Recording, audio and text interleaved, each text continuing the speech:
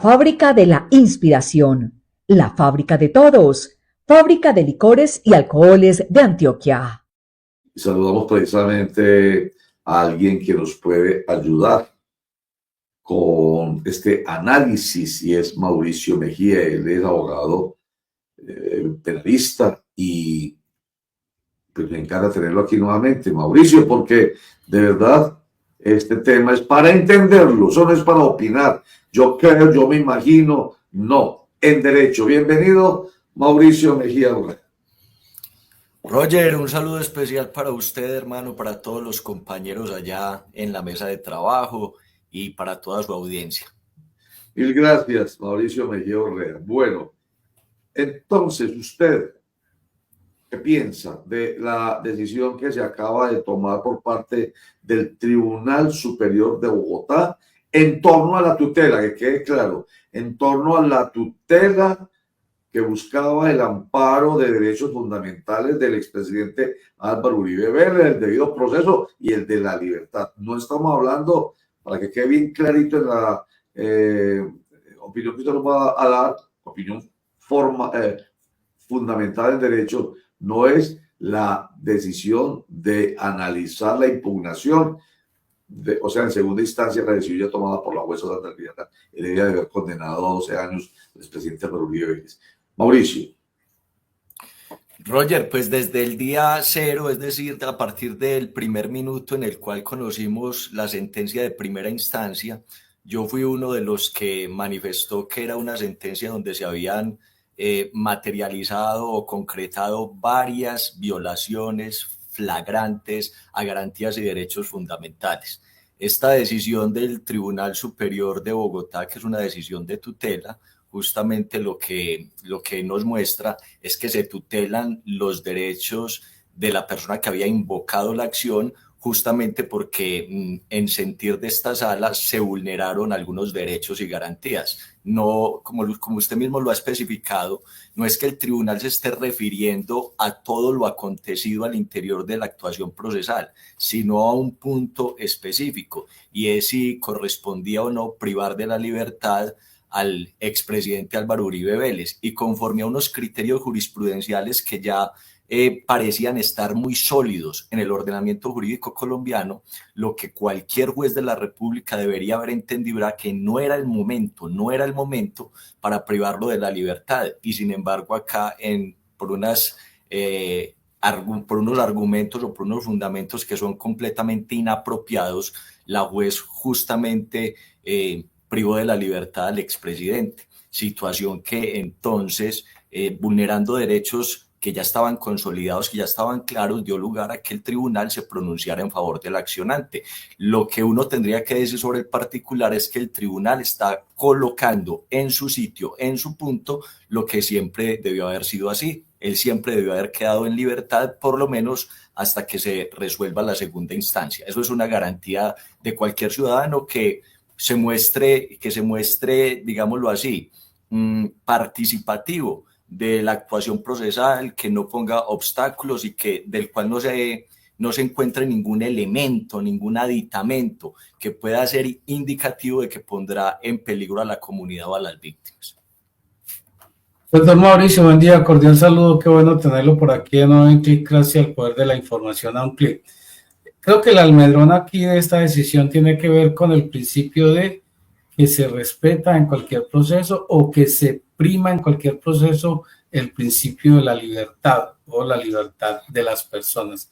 Explíquenos eso cómo funciona constitucional y legalmente en Colombia, doctor Mauricio.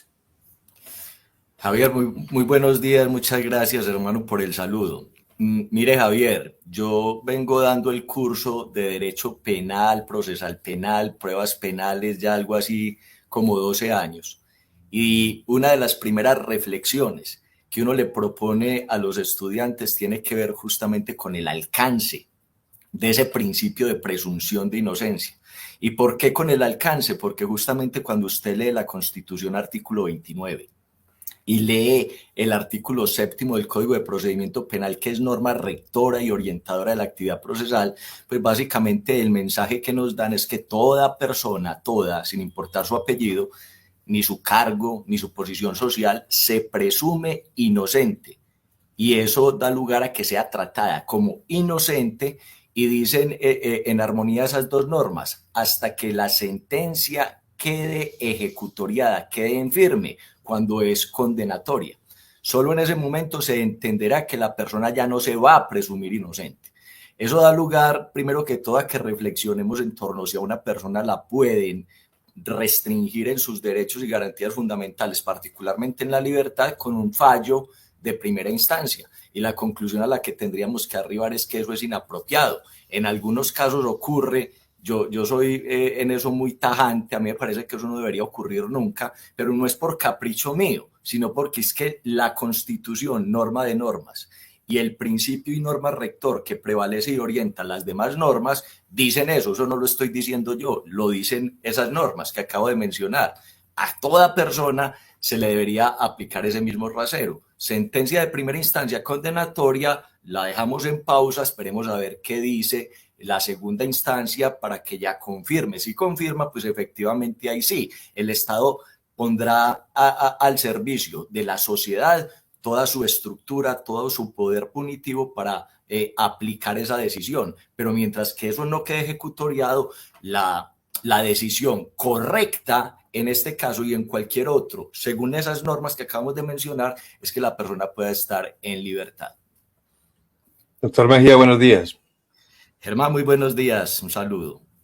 Usted estaba hablando de que esta situación no se debería presentar en ningún caso, pero usted también ha dicho que hay casos en los que sí ocurre. ¿Cuáles serían como esos casos en los que, digamos que sin que usted esté de acuerdo del todo, pero sí ameritaría que se privara la libertad de una persona? Bueno, lo primero, Germán, es precisar que no es que yo esté comulgando con una posición o con otra. Yo lo que pido es coherencia. A nosotros nos dice la Constitución una cosa y el Código de Procedimiento Penal otra en sus normas rectoras. Entonces yo lo único que pido es coherencia, de que actuemos en armonía con lo que dicen esas dos normas, que se supone que son las que deben llevar la batuta dentro del ordenamiento jurídico. Si la Constitución dijera algo distinto y la norma rectora también lo matizara, yo no tendría ningún tipo de inconvenientes, que no es un problema mío, sino de interpretación normativa. Sin embargo, no lo digo yo, sino que lo dicen los órganos de cierre, la Sala Penal de la Corte Suprema de Justicia y la Corte Constitucional en algunos casos, dicen que los derechos, por más caros, nobles e importantes que sean, no son absolutos. Siempre van a tener un matiz relativo dependiendo de algunos factores que se pueden estar presentando. Respecto particularmente al derecho a la libertad, pues se ha hecho esa misma conjetura. Es un derecho muy importante, pero no es absoluto. En algunos casos tendrá que ceder. No lo dice la norma, lo dice el intérprete natural de la norma, que son los órganos de cierre. Y ellos lo que han indicado de una manera más o menos pacífica es que debe ceder cuando se muestra que la persona frente a la cual ya hay un pronunciamiento de responsabilidad penal, se manifiestan algunos rasgos en esa persona que pueden dar lugar a entender o a interpretar que puede obstruir a la administración de justicia, que puede evitar el cumplimiento de la condena, que puede implicar de alguna manera un riesgo manifiesto, protuberante, perceptible a los intereses de las víctimas o de la sociedad. Más o menos sobre eso es que hay algunos criterios pacíficos. Ahora, ojo, no es simplemente la suposición, sino que tiene que ser, que eso es algo que se le censura a la juez de primera instancia en el proceso, en esta sentencia de tutela, es que no es una especulación, sino que tiene que ser algo que esté acreditado de manera robusta, de manera protuberante, y que de esa manera también tiene que quedar muy bien cimentado, argumentado al interior de la decisión que dé lugar a que excepcionalísimamente se restrinja la libertad de un ciudadano. Doctor Mejía, también tiene que ver en esa exposición de que usted nos hace, estoy haciendo la pregunta, no aseverando el tipo de delito que se comete o que se está investigando o que se está tratando de castigar. Lo que pasa, Javier, es que cuando se trata de ponerle como unos criterios más o menos objetivos a esos elementos que yo acabo de mencionar, pues se han establecido algunos parámetros. Dentro de esos parámetros que hablan del no cumplimiento de la eventual condena, se habla justamente de la entidad, de la naturaleza del delito, porque entre mayor sea la entidad o la naturaleza del delito, se supone que mayor va a ser la entidad también de la sanción, de la pena, y que esa mayor entidad de la pena pudiera motivar, pudiera incentivar de alguna manera a la persona declarada responsable a evadir el cumplimiento de esa condena, a evadir a la administración de justicia. Sí, claramente, pues cuando estamos hablando de delitos en extremo graves, homicidios, secuestros y qué sé yo, cualquier otro que también tenga una pena muy, muy importante, ese puede ser un criterio para darle algo de objetividad al tema. Si usted me lo pregunta respecto a este caso, pues estamos hablando de una pena alta, 12 años. Pero si usted la compara con penas que son muy frecuentes, muy normales en nuestro medio, de 20, 25, 30, 35, 40, 45 años, pues esta no cumpliría ese criterio que tiende por esa objetividad. Doctor Mejía, sobre ese aspecto que usted menciona de que se obstaculice la justicia, de que se hagan cosas indebidas, si la persona está en libertad, pues eso es lo que dicen lo que dice la contraparte, lo que dice Iván Cepeda, lo que dicen algunos de ellos, que el expresidente Álvaro Uribe durante estos días, a pesar de estar en su detención domiciliaria, pues ha seguido atacándolos a ellos y ha seguido cuestionando todo el tiempo mediante publicaciones en redes sociales a la jueza por haberlo condenado. Muchos consideran que en efecto esas actuaciones de él pues están afectando y están prácticamente generando una especie de intimidación hacia la jueza y hacia el tribunal por lo que ha hecho él desde su sitio de reclusión. Lo dicen ellos, no lo digo yo, para que quede claro, doctor Mauricio. Eso es lo que ellos alegan, que se le ha notado al expresidente que ha tratado de entorpecer, de atacar, inclusive recordemos cuando lo de las honras fúnebres de Miguel Uribe, el discurso que mandó y que fue leído por el presidente del Centro Democrático, en donde hacía señalamientos hacia el presidente de la República. Sí, Germán, a ver, lo que pasa es que cuando estamos en sede de ese criterio, o mejor dicho, de ese parámetro que pudiera justificar la restricción de la libertad, que tiene que ver con obstrucción a la justicia, básicamente esos subcriterios que tienen que ver con, de algún modo, obstaculizar la libre administración de justicia, es un criterio que está vigente, que se puede desarrollar y aplicar mientras el proceso está en práctica probatoria o está pendiente de la práctica probatoria. En el proceso penal que se le adelanta, porque todavía se le adelanta al expresidente Álvaro Uribe Vélez, la práctica probatoria ya quedó completamente agotada. Es decir, ya no pudiera interpretarse que algo de lo que él haga, de lo que él diga o de lo que él promueva pudiera afectar esa práctica probatoria. Estamos pendientes desde una segunda instancia y en una segunda instancia no se practican nuevas pruebas, motivo por el cual nada de lo que él haga o diga pudiera afectar el proceso en esa instancia.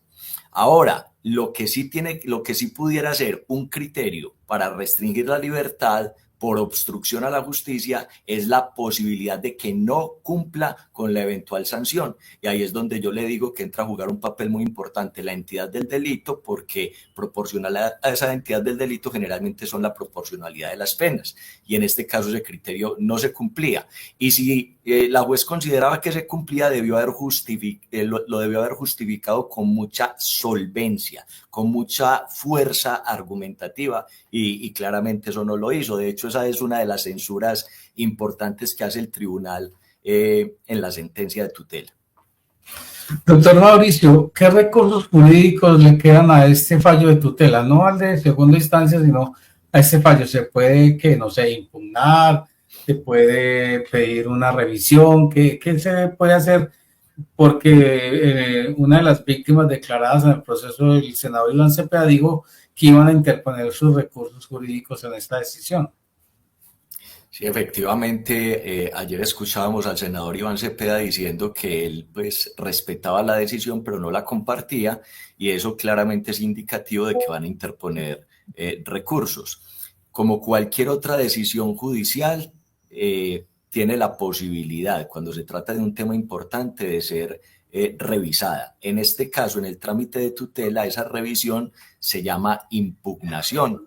Es una es una actuación que se debe desarrollar por las personas, por parte de las personas que se sientan afectadas con esta decisión dentro de los 3 días hábiles siguientes al momento de tomarse la decisión. Esa decisión técnicamente yo creo que quedará notificada el día de hoy. Eso quiere decir que a partir de mañana empezarían a contarse esos 3 días hábiles para que impugnen. Quienes estarían legitimados para impugnar seguramente serían las alegadas víctimas dentro del proceso penal y la Fiscalía General de la Nación, y quien resolvería esa eventual impugnación sería una de las salas constitucionales de la Corte Suprema de Justicia, que es el superior funcional de los tribunales de distrito para estos casos de tutela. Pero ¿ante quién se impugnaría, doctor Mauricio? Ante el mismo tribunal que adoptó la decisión inicial. Se presenta simplemente un escrito diciendo que hay interés en impugnar, se pueden expresar robustamente o de manera sencilla algunos planteamientos, y eso inmediatamente activa la impugnación, el recurso de impugnación de esa tutela. Doctor Mejía, usted nos dijo ahorita que, y lo vimos digamos que en las consideraciones que tuvo el magistrado para digamos que otorgarle la libertad inmediata a Álvaro Uribe Vélez, es que no hubo suficientes argumentos sustentados para justificar la medida de detención domiciliaria. Digamos que eso es básicamente lo que ocurrió. La jueza no justificó su decisión con argumentos claros, contundentes. Dice el magistrado que fueron vagos. Es decir, que si se hubiera hecho de manera correcta, la situación estaría siendo diferente en este momento. Habría podido continuar Álvaro Uribe si la jueza hubiera mostrado otros argumentos considerados por el juez, por el magistrado, perdón, como de peso. A ver, Germán, no creo que incluso expresando unos argumentos más sólidos, más fuertes, se hubiera podido sostener la decisión. ¿Por qué? Porque es que no es la única censura que se le hizo a la decisión, ni es la única fundamentación por la cual en sede de tutela el tribunal le rehabilita la libertad al expresidente. Son varios los reparos. Los más relevantes tienen que ver con la violación al principio de presunción de inocencia. Ese hubiera sido un argumento suficientemente válido para revocar la decisión por los motivos ya expuestos, porque es una posición ya muy pacífica de los órganos de cierre.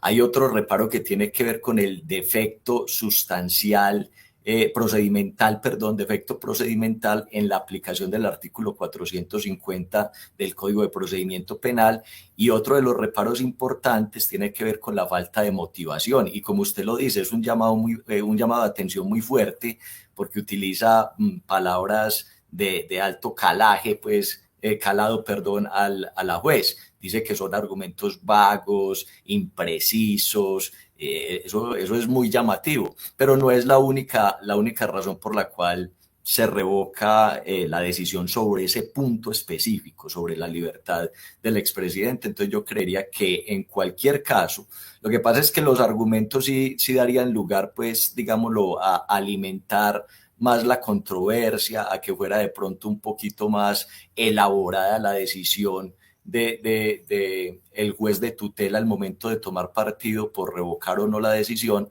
pero en cualquier caso yo pienso que se hubiera tenido que revocar, y creería yo que se tendrá que sostener así, creería yo.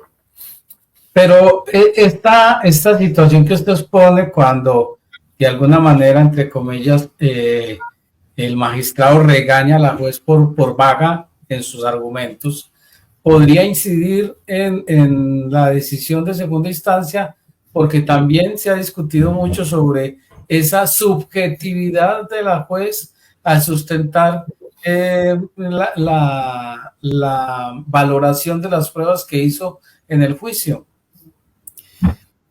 Javier, yo se lo decía en oportunidades pretéritas y también se lo dije hoy al momento de iniciar mi intervención. O sea, para mí está absolutamente claro y creo que también lo está para el 99.99% de los abogados penalistas del país, que en ese proceso se vulneraron toda suerte de derechos y garantías que ya cualquier ciudadano entendería que son propios dentro de un proceso penal.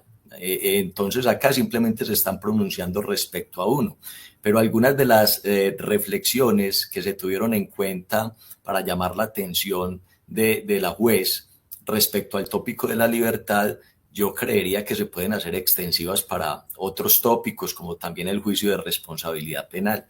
Le cito simplemente un ejemplo. En esta decisión de tutela se habla claramente de que el fundamento para tomar la decisión de privar de la libertad a una persona que ya ha recibido una sentencia de primera instancia, esos argumentos no pueden estar revestidos de fundamentos que hagan alusión a la personalidad, al carácter, a la connotación que tiene el procesado, porque nosotros estamos en un derecho penal de acto, no de autor.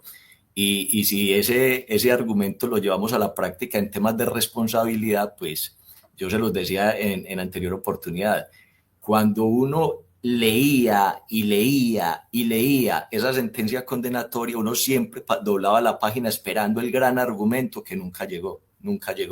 Y cuando por allá algo quiso decir de por qué él sí era determinador, hablaba era del carácter de él, de que él tiene un carácter gerencial, que no pierde detalle, que siempre controla todo. Entonces ahí podríamos esperar, por ejemplo, también pronunciamientos respecto a ese tópico. Yo quiero volver al principio del comentario suyo en esta presentación, cuando se refería que es el fundamento, además, del magistrado Rogeles para conceder la tutela al expresidente Álvaro Uribe Vélez, que solo hasta cuando esté ejecutoriada la pena se puede privar de la libertad a la persona, en este caso al juzgado. Pero me quiero devolver al momento del imputado. Usted mencionó al principio, vuelvo y digo, de su presentación acá, de por qué se priva de la libertad a una persona. Y estoy devolviéndome, vuelvo y digo, al primer momento, a esa audiencia de control de garantías en la que se le informa a la persona que es presuntamente responsable de algo y se le pide por parte del fiscal al juez o a la juez que por favor dicte medida de aseguramiento contra esa persona. Y usted explicaba características al principio, porque puede ser peligrosa para la sociedad, para las víctimas, o que puede influir en la investigación. ¿Cuál es la diferencia, Mauricio Mejía, en este caso del expresidente Álvaro Uribe Vélez con una persona imputada? Porque no se le está condenando. Entonces, ¿por qué se le priva de la libertad en un momento incluso aún más, digamos, en el que ¿cómo se llama? La presunción de inocencia es mucho más, digamos, evidente, si se puede decir, porque incluso nada se sabe, no se han mostrado mínimas pruebas sobre su presunta responsabilidad. A ver, Roger, en sentido completamente estricto, pues yo como defensor siempre le tendría que decir a ustedes que es un contrasentido absoluto, sin ponerle, vuelvo y repito, ningún tipo de apellido al procesado. Es incompatible ese principio de presunción de inocencia con medidas precautelativas, previas, que tiendan a restringir algún derecho o garantía fundamental. Es un contrasentido absoluto, eso no debería existir, ni en una fase previa ni inicial, ni en un momento intermedio como estaríamos en el actual, sino cuando el proceso termina y ahí sí, el Estado derrumbó ese principio de presunción de inocencia, logró el cometido de la Fiscalía General de la Nación, ahí sí que el Estado caiga con todo su poder sobre el condenado y le aplique la sanción. Ese sería el deber ser. Lo demás sencillamente son contrasentidos que hemos venido matizando argumentativamente. En este caso, pues cuando el proceso estaba ante la Sala de Instrucción de la Corte Suprema de Justicia, se emitió una decisión mediante la cual se le privaba de la libertad. Cuando él renuncia a su fuero y el proceso pasa a la jurisdicción ordinaria, para que quede más o menos claro, se tiene que analizar nuevamente la situación y allí se hacen otras valoraciones y ponderaciones que dan lugar a que el operador jurídico diga aquí no hay necesidad de una medida restrictiva de la libertad. Entre otras cosas, le voy a decir por qué, Roger, yo pienso que es acertado en este caso, porque es que muchos de los argumentos que se plantearon en primer momento para restringirle la libertad al expresidente tenían que ver con obstrucción a la justicia, pero fundamentada en los mismos eventos que eran materia de investigación. Entonces ahí sí que es todavía más descabellado el argumento, porque si son esos mismos hechos por los cuales a mí me presumen inocente, no tiene sentido que sean esos mismos hechos que todavía están en discusión respecto a si ocurrieron o no ocurrieron los que sirvan de argumento para restringir la libertad. Y en algún momento eso también fue lo que se analizó para dejar en libertad al expresidente mientras el proceso se desarrolla con normalidad. O sea, no debe existir la privación de la libertad en ningún momento del proceso. Eso es, digamos, que un diablillo que hay metido en nuestro procedimiento, que se puede hacer algo, se puede reformar, porque entonces debería no existir. Mire, Roger, es que es tanto como esto. Nosotros todos los días decimos que este es un sistema penal acusatorio y realmente eso no es cierto, porque un sistema penal acusatorio descansa sobre 3 pilares que son inamovibles. El primer pilar tiene que ver con la división de funciones entre investigación y juzgamiento, y eso claramente no se da del todo en el ordenamiento jurídico colombiano. El segundo pilar tiene que ver con la oralidad durante todo el procedimiento, y eso tampoco se da íntegramente en el sistema penal de nosotros. Y el tercer pilar tiene que ver con la presunción de inocencia, con todos sus efectos durante toda la actuación, lo cual da lugar a que sea inviable, absolutamente inviable, la privación de la libertad mientras el proceso se está desarrollando. Por eso es que la conclusión respecto a este tópico es: el sistema penal de nosotros es con tendencia a lo acusatorio, pero no es puro en cuanto a lo acusatorio. Y ahora también se lo aclaro, que yo sepa, en ningún lugar del mundo es un sistema penal acusatorio puro, porque en todas partes se matiza la libertad. Entonces, es un mal endémico de todos los esquemas que se precian de ser acusatorios, pero no debería ser así en cuanto a su concepción filosófica, en cuanto a su deber ser, en cuanto a su principialística, no debería ser así. Pero acepto y reconozco que en todas partes se matiza el tema de la libertad. Doctor Mauricio, el hecho de la subjetividad aquí no pudo también plantear una inclinación del fallo de tutela, es decir, para nadie es evidente, para nadie es un misterio de que efectivamente el expresidente estaba ejerciendo un tipo de presión muy complicado, pues porque públicamente cuestionó el fallo, públicamente cuestionó a la juez, públicamente dijo que estaba injustamente detenido, y sabemos, porque no se trata de cualquier ciudadano, sabemos tal vez de una persona con demasiado poder, no solamente mediático, sino de alguna manera institucional y político en Colombia. Javier, pues cuando todo es posible, pero cuando el Estado decide entregarle la toga a un ciudadano, es porque se supone que que ha ponderado, que ha valorado que ese ciudadano tiene el carácter, la fortaleza, la sabiduría suficiente para aplicar el derecho al margen de situaciones de conveniencia o de popularidad. Entonces, pues, si usted me lo pregunta, puede tener alguna influencia, pero lo que uno esperaría es que no. Y particularmente, pues yo como abogado lo que le podría decir es que el 99.9% de los abogados penalistas del país lo que consideramos es que esta decisión es fiel reflejo de una reivindicación de vulneraciones de derechos y garantías fundamentales sobre un tópico de la libertad. Para nosotros hubiera sido, cualquier cosa puede darse, pero para nosotros hubiera sido una sorpresa que no se tutelaran esos derechos y tal vez eso hubiera lucido un poquito más censurable, pero cuando las decisiones están en armonía con la reivindicación de derechos y garantías fundamentales, ojo que no nos estamos inventando esa reivindicación ahora, sino que ya se habían establecido los criterios para que se reconocieran esos derechos y garantías desde tiempo atrás, pues entonces para nosotros aquí no hay ningún componente ideológico ni político, simplemente es la aplicación de unos criterios que ya venían de manera pacífica aplicándose respecto a otros ciudadanos y que a este ciudadano no se le estaban reconociendo.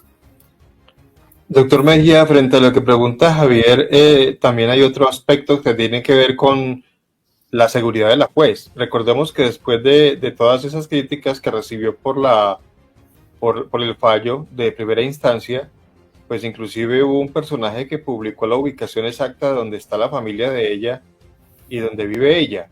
Esa cantidad de ataques que ha recibido la jueza, pues ponen en peligro también su integridad. Y otro aspecto que mucha gente, yo no voy a decir que el 99% de la gente, sino una gran cantidad de personas, cree que a veces las decisiones no dependen tanto del delito, sino de quién es la persona. Porque, y ahí es donde ponen el ejemplo de EPA Colombia, entonces EPA Colombia es una influencer y entonces el caso de ella es diferente, por supuesto, pero ahí está en la cárcel.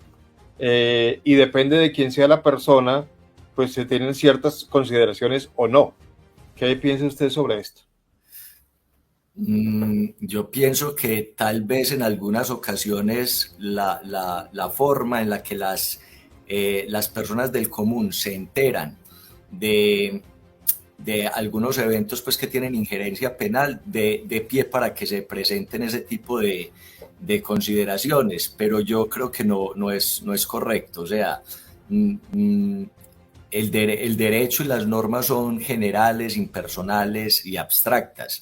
Y generalmente lo que nosotros queremos es que se apliquen de una misma manera para cualquier ciudadano, independientemente de la connotación, posición o del apellido que tenga. El caso de EPA Colombia, por ejemplo, es fiel muestra de que a ella le aplicaron justamente estas reglas. O sea, no sería un ejemplo de que a ella está recibiendo un trato diferenciado. Si usted se acuerda bien del proceso de EPA Colombia, ella estuvo en libertad cuando se resolvió la primera instancia y la dejaron mantener su libertad incólume hasta que se resolviera la segunda instancia. A ella se le priva efectivamente de la libertad, es con el fallo de segunda instancia, como debería ser. Incluso el caso de EPA Colombia, yo lo traía mucho a clase, es justamente porque la forma correcta en la que se le aplicaba el proceso a EPA Colombia no es la misma forma en la que uno esperaría que le aplicaran el proceso a otras personas. Pero entonces, fíjese que no es un ejemplo el de EPA Colombia, no. A EPA Colombia y a Álvaro Uribe Vélez, lo que le estamos reclamando a la Administración de Justicia es que le permitan estar en libertad hasta que la sentencia quede ejecutoriada. Así se hizo efectivamente con EPA Colombia y así por ahora lo está resolviendo también el tribunal en sede de tutela respecto a Álvaro Uribe Vélez, que está en libertad hasta que se resuelva la segunda instancia.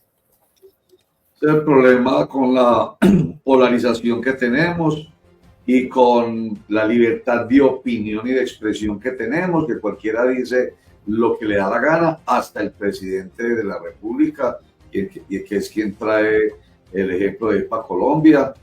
En fin, desde que no se tenga la claridad de cómo es que funciona nuestro ordenamiento jurídico, bueno, cualquiera opina y dice lo que le da la gana. Por eso nosotros invitamos a personas como Mauricio Mejía Urrea, quien nos asienta y nos dice: esto no es lo que crea el uno o lo que crea el otro, esto no es de creencias, esto es lo que diga nuestro ordenamiento jurídico. Y hoy nos queda, se lo confieso, Mauricio Mejía Urrea, nos queda una lección maravillosa acerca de la libertad, porque siempre hablamos de la presunción de inocencia y nunca la relacionamos, o por lo menos hasta ahora yo, imagínense, eso que yo tengo formación de abogado, había relacionado con la importancia de que la libertad se mantenga con base en esos tres preceptos que usted mencionó ahorita, pero fundamentalmente el de la presunción de inocencia, que fue lo que el magistrado Rogers tuvo en cuenta, es hasta que quede ejecutoriada la condena, este señor tiene el derecho fundamental a su libertad, como lo tiene EPA Colombia, como lo tiene, o lo tuvo EPA Colombia, usted lo precisó, y lo tiene cualquier ciudadano. Esto sería lo ideal, que hubiera de verdad una reforma a nuestro sistema, de tal manera que hasta se prohibiera la medida de aseguramiento, porque no se puede privar de la libertad a alguien que no ha sido condenado. Así de sencillo, Mauricio. Roger, el maestro Juan Fernández Carrasquilla, tal vez el más emblemático de los abogados penalistas del país, recientemente fallecido. Yo pienso que si hubiera tenido la oportunidad de presenciar este momento histórico de esta decisión, estaría complacido. Él básicamente, en función de derechos y garantías fundamentales, el mensaje que nos enviaba era el siguiente: si hasta a la persona cuestionada se le respetan íntegramente los derechos y garantías fundamentales, todas las personas que no somos cuestionadas deberíamos sentirnos plenamente satisfechos, porque si algún día caemos en desgracia y caemos en cuestionamiento, sabemos que a nosotros también nos van a tratar con el mismo rasero, nos van a respetar derechos y garantías fundamentales. Este no es un tema ideológico, ni político, ni de empatías. Esto es un tema de pensar en nosotros mismos, en que algún día podemos estar en esa posición y quisiéramos que nos trataran con ese respeto, con ese sigilo, con ese pudor. Muchas gracias, Roger. No, señor. A usted, Mauricio Mejía Urrea, pero espérate, antes de que vaya, si es de empatía, es ponerme en el lugar del otro. Póngase en el lugar del otro desde el punto de vista de empatía. Es, hoy no está usted en este enredo, pero mañana usted sí lo puede estar, o un hijo, o su padre, o alguien cercano. Así de sencillo. Simplemente aplíquese la norma, aplíquese el derecho, y así será, como usted dijo ahorita, para todos. Porque la justicia es, la ley es abstracta, dice usted, general, abstracta e impersonal. General, impersonal y abstracta, sí, señor. Policía Mejía, muchas gracias. Roger, un abrazo para ustedes. Muchas gracias por la invitación. Ustedes saben que siempre es un placer. Gracias, señor, y para nosotros también, porque nos da absoluta claridad sobre estos temas. Vuelvo y digo, esto no es de yo me imagino, yo creo, es que me parece. No, señores, no, señores, de verdad. Seamos coherentes, pero eso va para los dos extremos de esta polarización tan terrible. Seamos coherentes. Si hoy la justicia me es adversa, la respeto. Y si me favorece, la respeto y la aplaudo, maravilloso. Pero no como pasa es adversa y entonces la ataco. Y me es favorable y entonces la aplaudo. Eso no es coherente.